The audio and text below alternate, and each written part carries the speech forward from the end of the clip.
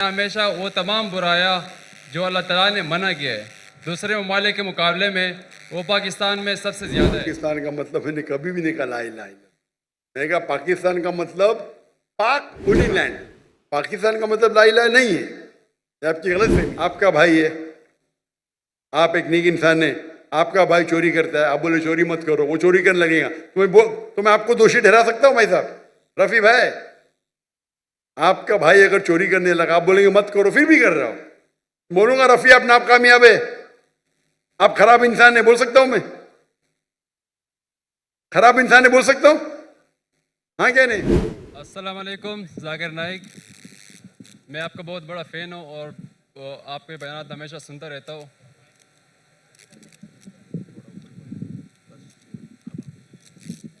Sir आपसे मेरा सवाल ये था। अपना नाम बताइए। मेरा नाम रफ़ी है। आप मुस्लिम हैं नॉन मुस्लिम? जी मैं क्रिश्चियन हूँ। जी। तो आपसे सवाल ये था, पाकिस्तान के मुसलमानों के हवाले से सवाल करना था कि आप जैसे आपने पहली बात की कि पाकिस्तान इस्लाम के नाम पर बना है और पाकिस्तान का मतलब है ला इलाहा इल्लल्लाह।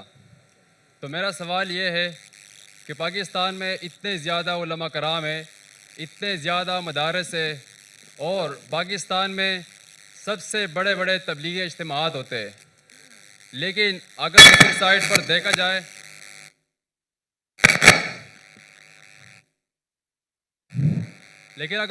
पर देखा जाए जितने भी बड़े बड़े गुनाह हैं और ऐसे ऐसे बातें जिसको अल्लाह ताला ने सबसे ज़्यादा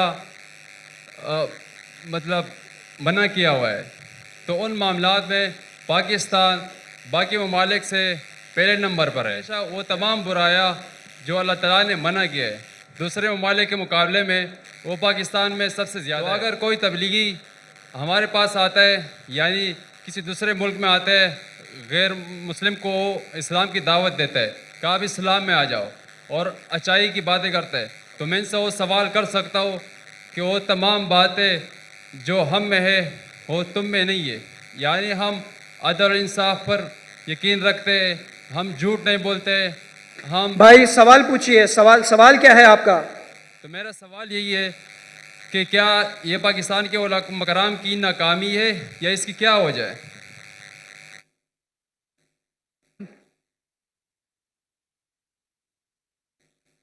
भाई साहब ने एक अच्छा सवाल पूछा, अहम सवाल। वो जो खातून ने कल पूछी थी उससे मिलता जुलता है, लेकिन ये साफ सवाल है। भाई साहब ने कहा कि जैसे मैंने कहा कि पाकिस्तान मुल्क इस्लाम के नाम पे बना और पाकिस्तान का मतलब है ला इलाहा इल्लल्लाह। पाकिस्तान का मतलब मैंने कभी भी नहीं कहा ला इलाहा इल्लल्लाह। मैंने कहा पाकिस्तान का मतलब पाक होली लैंड। पाकिस्तान का मतलब ला इलाहा नहीं है, ये आपकी गलत फहमी है। पाकिस्तान का मतलब है पाक मतलब होली, स्तान मतलब जगह। तो पाकिस्तान की मानी है पाक जगह, होली लैंड। समझ गया? आपका नाम क्या भाई साहब?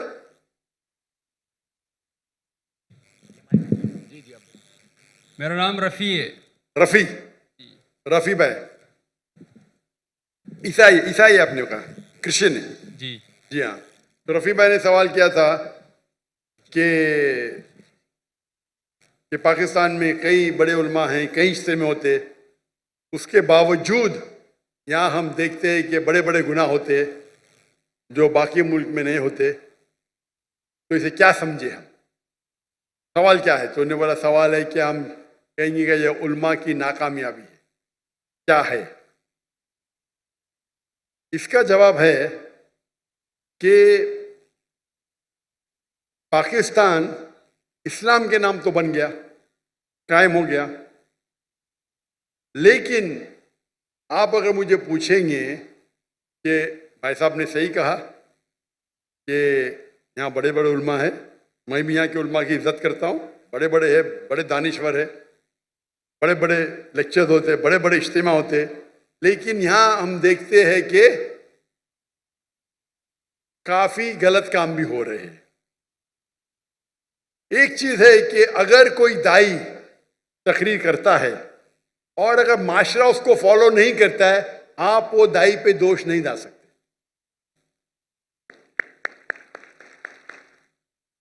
मिसाल के तौर आपका भाई है, आप एक नेक इंसान है, आपका भाई चोरी करता है, आप बोले चोरी मत करो, वो चोरी करने लगेगा, तो मैं आपको दोषी ठहरा सकता हूं भाई साहब? रफी भाई, आपका भाई अगर चोरी करने लगा, आप बोलेंगे मत करो, फिर भी कर रहा हो, बोलूंगा रफी आप नाप कामयाब है, आप खराब इंसान है, बोल सकता हूं मैं? खराब इंसान है बोल सकता हूं? हाँ क्या नहीं? माइक्रोफोन ऑन कीजिए ना। ये माइक ऑन कीजिएगा, ये राइट वाला माइक ऑन कीजिए प्लीज, इसको अभी बंद मत कीजिए। अगर आपका भाई चोर है, आपने उसे बोला चोरी मत करो, तो मैं आपको दोषी ठहरा सकता हूं? ये माइक ऑन कीजिए please. Who is on the audio? Audio पे कौन है? जी, ये माइक्रोफोन जब भी क्वेश्चन आंसर सवाल पूछ रहे तो बंद मत कीजिए, ऑन रहने दीजिए। जी हाँ, जी मैं आपको दोषी ठहरा सकता हूं? जी बिल्कुल। ठहरा सकता हूं? No sorry. मैं आपको जेल में डाल सकता हूं? नहीं। आपका भाई चोरी कर रहा है, आपने उसे कहा मत चोरी करो, मैं आपको दोषी ठहरा सकता हूं? नहीं। आप अगर नहीं बोलेंगे, एक हदीस है अल्लाह के रसूल की कि एक फरिश्ता थे, अल्लाह ताला से फरमाते ये गांव में सब लोग गलत काम कर रहे हैं, काफी लोग, मैं उनको सबको उनके घर को तबाह करूंगा, लेकिन दो ऐसे घर है जो गलत नहीं करते, तो हुक्म आता है कि सबसे पहले इनको तबाह करो। क्यों? उनने बाकी को दावत दी नहीं। अगर गलत काम हो रहा है तो रोकना मुसलमान का फर्ज है। 3 है, अल्लाह के रसूल ने कहा अगर कुछ गलत काम देखते हो सके तो हाथ से रोको, हाथ से नहीं रोक सके तो जबान से रोको, जबान से रोकते कम से कम दिल में कोसो। कुछ गलत काम हो रहा है, अगर आपके पास हिम्मत नहीं बात करने के लिए, अपने गवर्नर साहब के तो माशाल्लाह बहुत हिम्मत है, तो कम से कम दिल में तो कोसो। अगर इतना करेंगे तो आप लोवेस्ट लेवल के मुसलमान हैं। तो मैं जानता हूं जहां तक के यहाँ के उल्मा का सवाल है, जितनी महीने उनकी तकरीर, सारे उल्मा की तो नहीं सुनाओ, जितनों की महीने सुनाओ और जिससे मुतासिर हुआ हूं मैं, मिसाल के तौर पे डॉक्टर इस्तार अहमद, मुफ्ती तकी उस्मानी, मौलाना फजलुर रहमान, माशाअल्लाह ये अजीम उल्मा है, तकरीर कर रहे हैं इन लोग। और खुसूसन डॉक्टर इस्तार अहमद, जब मैं मिलने उनको आया था 51 में, मैं बोला क्यों है? मैं बोला इस्लामिक इदारे देखना है। बोले आपको पाकिस्तान में इदारे मिलेंगे, इस्लाम नहीं मिलेगा। अल्लाह उनको जन्नत नसीब फरमाए, जन्नत आला, जन्नत फिरदौस। मुझे एक पाकिस्तानी अभी कल मिला, कल बोला डॉक्टर साहब जब डॉक्टर इसाम साहब जिंदा थे हमें उन कदर ही नहीं की, अभी मरने के इंतकाल होने के बाद हम सुनते तो जो ने 20 साल पहले कहा वो अभी सही आ रहा है। पाकिस्तान के बारे में तो छोड़ो, हिंदुस्तान के बारे में डॉक्टर इसाम अहमद कहते थे बीजेपी 2 सीट है, वो हिंदुस्तान को रूल करेंगे। क्या कौन सोच भी नहीं सकता था ख्वाब में। ये डॉक्टर इसाम अहमद साहब की दूर अंदेशी है, फॉर साइटेडनेस। जब बीजेपी की 2 सीट थे उस टाइम कहा कि बीजेपी हिंदुस्तान को रूल करेंगी। उनको हिस्ट्री के ऊपर महारत थी। तो ये कहना कि क्या उलमा नाकामयाब थे, मैं ये कहूंगा कि अफसोस की बात है उनको सुनने वाले ने उनकी इज्जत नहीं की। उस वक्त मैं हिंदुस्तान से मिलने आया डॉक्टर इस्लाम अहमद साहब को और उनकी सारी कसरें ली, और उस वक्त भी मुझे 3 चीज करते डॉक्टर इस्लाम अहमद साहब। एक होता है कि तफसीर कुरान, तर्जुमा कुरान पढ़ते थे, कुरान को दावत को फैलाते थे। दूसरा इस्लाह करते थे, शिर्क, अक़साम शिर्क, राह निजात, कई तकरीर। और तीसरा उनका था पॉलिटिक्स। और मुझे पॉलिटिक्स से ज्यादा शौक नहीं है, अभी हिजरत करने के बाद शौक हो गया। शौक हो गया क्या, मैं कोशिश कर रहा हूं मैं दावती काम करूं पॉलिटिशियन के साथ, अल्लाह ने मौका दिया। अभी जब मैं सुनता हूं डॉक्टर इस्लाम अहमद साहब क्या कहते हैं, उस टाइम में उनके कैसेट कुरान के ऊपर थे, फौरन सुन लेता था। अगर इस्लाह के ऊपर सुन लेता था, पॉलिटिक्स सर मैं तो पॉलिटिशियन नहीं हूं, थोड़ा सुन लेता था, बंद करता था। अभी मैं सुनता हूं तो उनकी दूरअंदेशी, फॉर साइटेडनेस इतना है कि 95 में कहा जो हिंदुस्तान में 20 साल बाद होगा।